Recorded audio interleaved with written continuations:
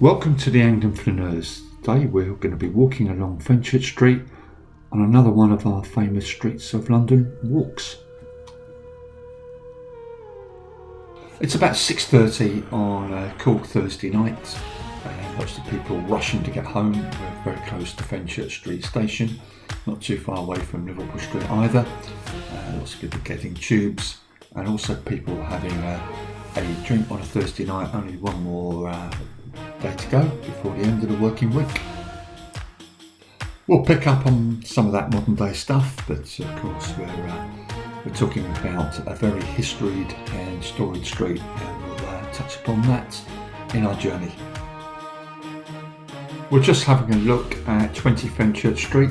This building was completed in 2014 and has a height of just over 500 feet. We'll be looking at many skyscrapers during our walk. We're surrounded by the walkie-talkie, the cheese grater, the mini cheese grater, and many other constructions, and there's still lots of buildings going up. I don't know who's going to populate them, if they're going to be residential or commercial, but we'll see at some stage in the future. Also, we'll be touching upon the history of many of these side roads, and they've really got some great stories to tell. Here we can see before us Rod Lane. Now, I'm not quite sure as the meaning to this name. There was close by a church called St Gabriel Fenchurch, from which the Fenchurch Street got its name from, and that was burnt down in the Fire of London in 1666. Now, this area previously was very swampy, it was very marshy. Now, Rod can either mean crucifix or a measure of land. I'm not certain if that has any meaning here, but who knows.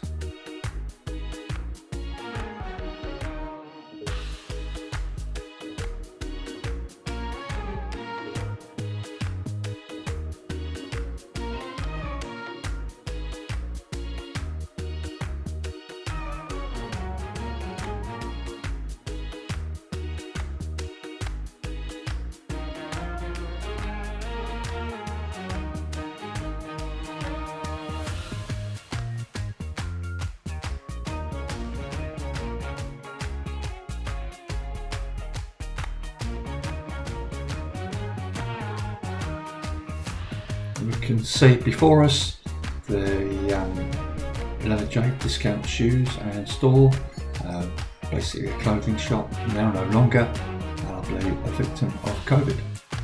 There's a lot of floor space there presently not being used, so I wonder what will become of it. We can see the sign for Mincing Lane over Sainsbury's. Now the street really does have a few stories to tell. In the late 19th century, Mincing Lane was the world's leading centre for tea and spice trading. It's the history of the street is really tied up with the British East India Company. Mincing Lane was the centre of the British opium trade in the 18th century, as well as many other drugs, and it also has a further dark side to its history. Businesses in the British slave trade, such as Hibbert, Pura and Horton, were based in the lane.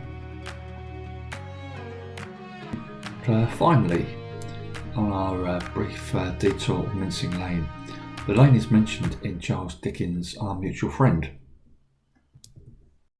Dickens mentions someone arriving in what he calls the drug-flavoured region of Mincing Lane, with the sensation of having just opened a drawer in a chemist shop.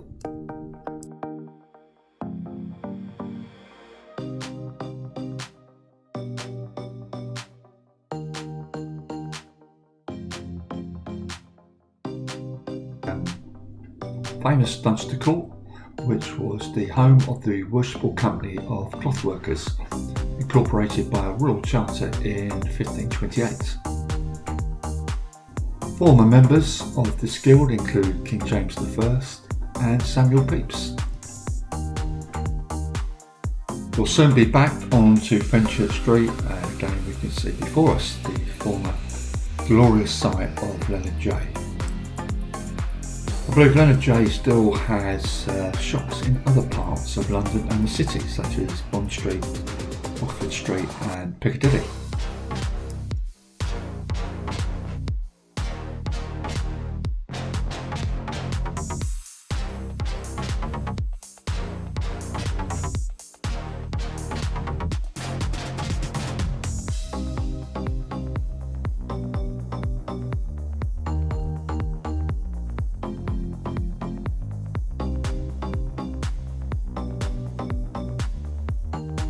There's so many high-rise buildings now in and around Fenchurch Street that it has quite a claustrophobic feeling. It feels that you never really see the real weather, and it always feels slightly dark and foreboding to me. I don't know how others feel, but that's a sign of modern times.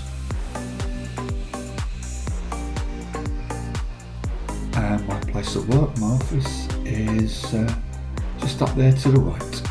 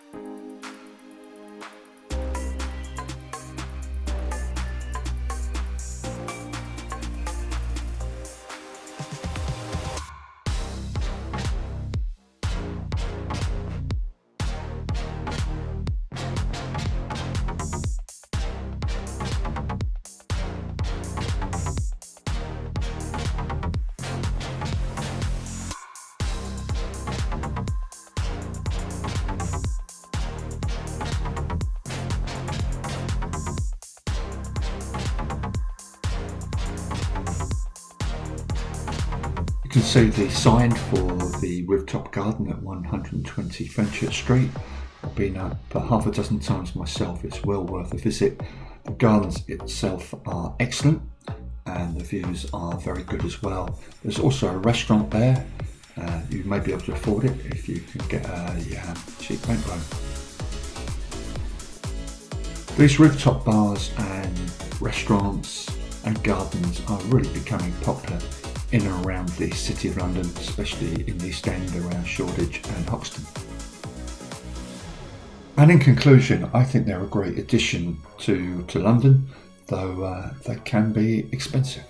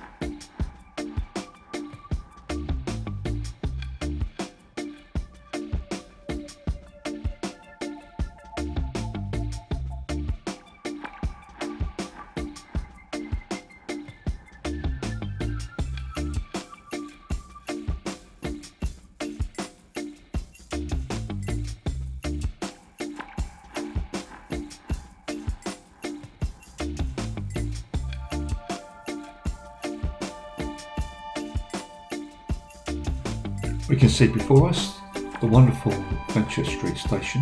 The station was opened in 1841, initially to serve the London and Blackpool Railway, and it was rebuilt in 1854 to serve the London, Tilbury and Southend Railway. And it's from here that you can travel to savour the delights of East London and South Essex, including places like Upminster, Grays, Basildon, Southend and Shoebury-Ness. I've travelled on this line a few times myself, where a couple of times I bumped into the comedian Phil Jupitus. Fenchurch Street is one of the smallest railway terminals in London. Also has no direct link with the London Underground, though I believe there were plans in the 1980s to connect it to the Jubilee line, which is close by at Tower Hill. The line was electrified in 1961. Now, when I first started working in the city, many years ago in the late 80s, it was not always known as the Misery Line, though I believe its service has improved since that time. I'm just showing you some footage of the tower blocks that are being built in and around Fenchurch Street that still seem to be going on at some pace post-COVID. Now, as I've said to you a few times before, I wonder who will be either working or living in them, but they seem to continue. Development in the City of London just tends to defy all logic. And we see before us the fine drinking establishment of East India Arms, perfectly located, maybe close to your office, certainly very close to Fenchurch Street station for those who fancy a quick drink before taking the train home. The pub is very close to the former headquarters of the famous East India Company. The pub opened in about 1830, about 20 years before the East India Company ceased to operate, so it's very likely that employees of the company drank in this pub.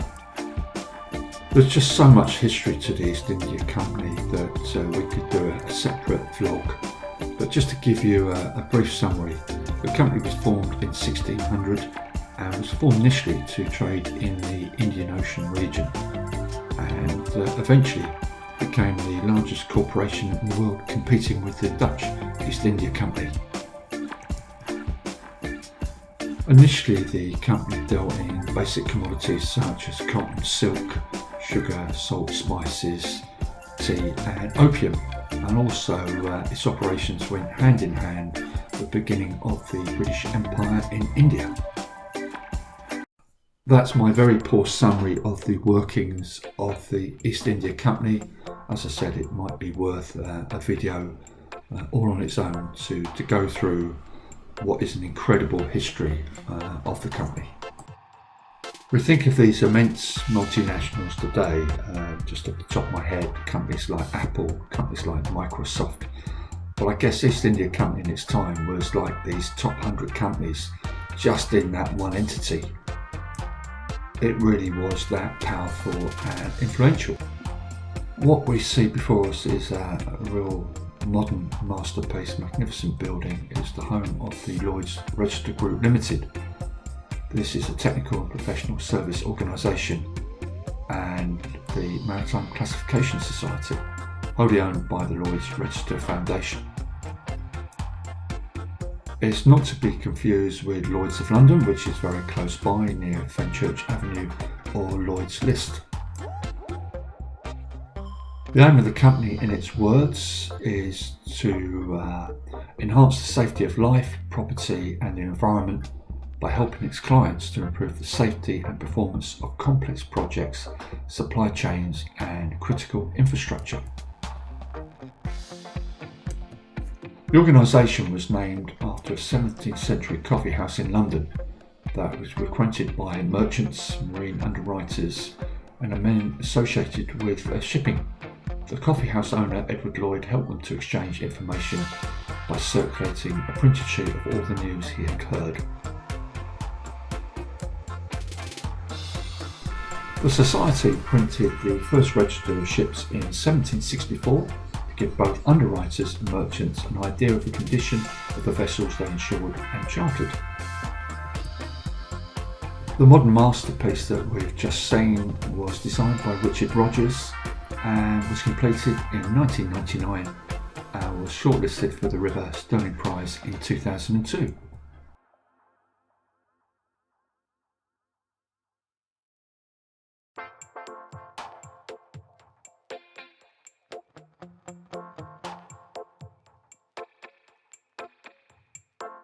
Now walking past the famous address of 71 Fenchurch Street, which is where Lloyds Registry used to publish the Lloyds Registry.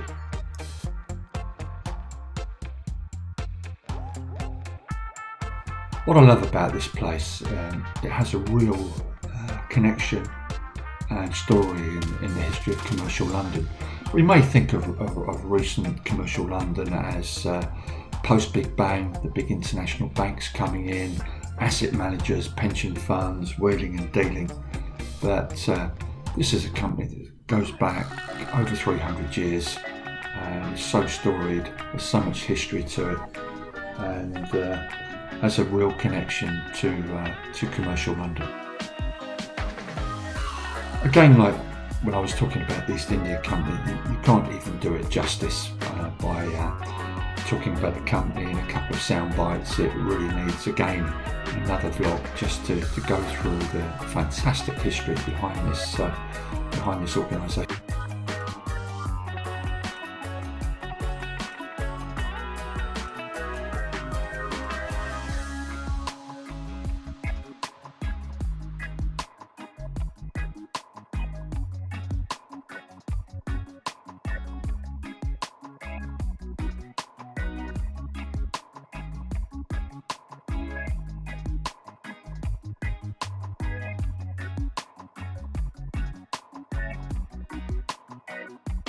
When we started the video, we looked at 20 Fenchurch Street Station, this high-rise of over 500 feet.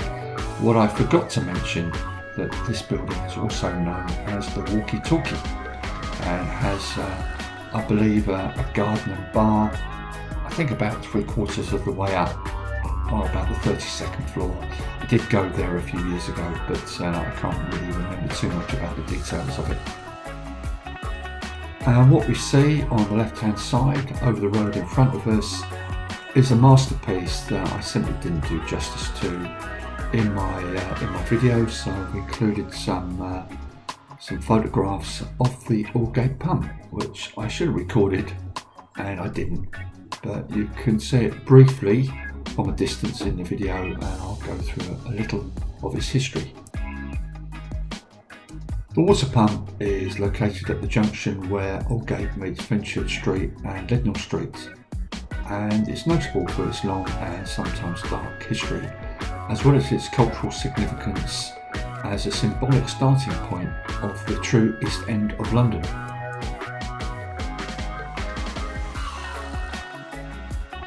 The pump is mentioned in the history of the reign of King John in the early 1200s. One of the stories perhaps connected with the pump here comes from John Stowe, who recalled the execution of the bailiff of Romford on a gibbet near the well within Aldgate. This execution seems to have been carried out on the basis that he was involved in the Ket's Rebellion in Norwich in 1549.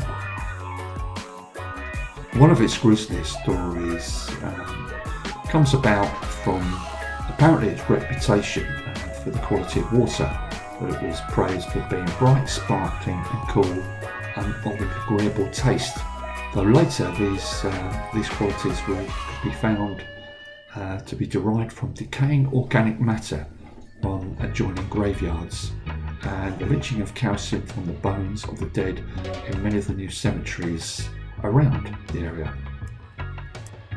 Apparently during the 19th century, several hundred people died during what became known as the Aldgate Pump epidemic. And we have another Charles Dickens reference. Dickens refers to the pump in The Uncommercial Traveller, and these are the words: "My day's no business beckoning me to the East End of London. I turned my face to that point of the metropolitan compass and had got past Aldgate Pump. Now passing Mitre Street on the way to Mitre Square, and it was here on the 30th of September 1888 at 1:45 a.m. in the morning that the body of Catherine Eddowes was found, one of the victims of Jack the Ripper, and it was the only crime committed by Jack the Ripper apparently in the City of London.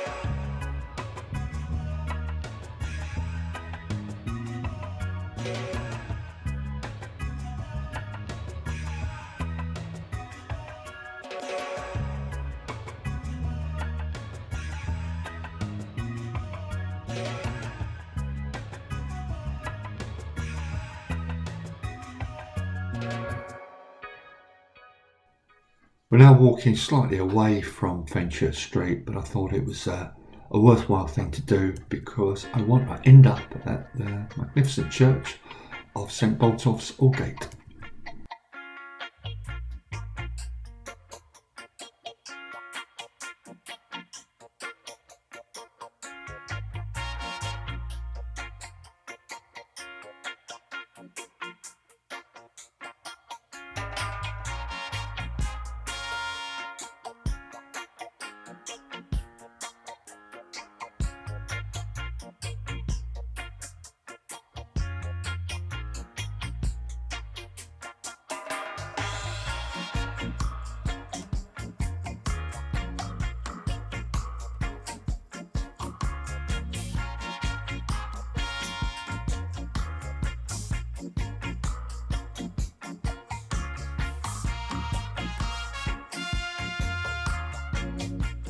And amongst all this history, we talk about Lloyds of London, Lloyds Registry Company, we talked about the East India Company, and amongst all this we can see the modern town blocks and cranes of the 21st century.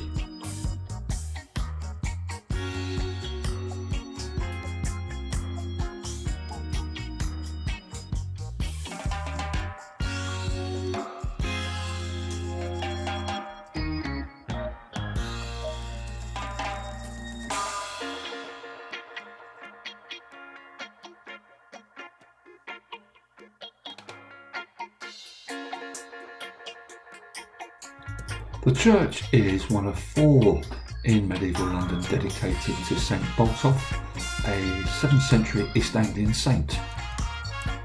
The church escaped damage from the Fire of London in 1666 but wasn't so lucky in 1941, having to be rebuilt from damage inflicted by the Luftwaffe and the Blitz.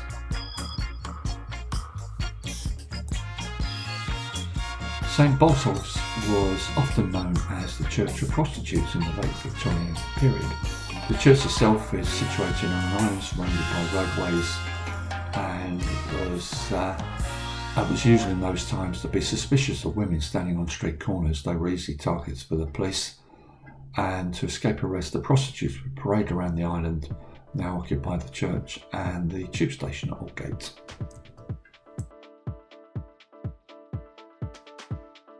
And here we can see a drinking fountain that was installed in 1906 to the memory of the philanthropist Frederick Mercator. Miranda Kaufman, in her excellent book The Black Tudors, gives an excellent account of Africans living in Tudor London. Much of the research for this excellent book came from parish records, and the parish records of this church were particularly helpful. At the time there was a clerk here called Thomas Harridance, and he gave very detailed descriptions of the births and the baptisms and burials of Africans, and he gives a particularly detailed description of the baptism of Mary Phyllis on the 3rd of June 1597. Also, there is a recording of a wedding in this church on February the 9th, 1613, between Thomas Geronimi and Helen Million, and Helen Million's ethnicity is given as Moorish.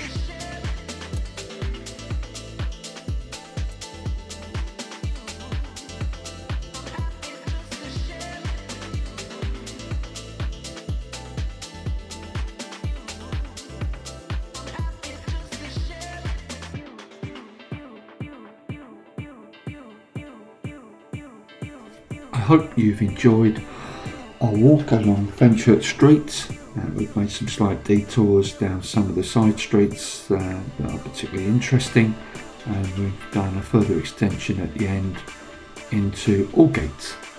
So that's it from the Angling Flaneurs. Again, I hope you've enjoyed it, and on our next walk we shall be going down Cornhill and also looking at Brompton Cemetery.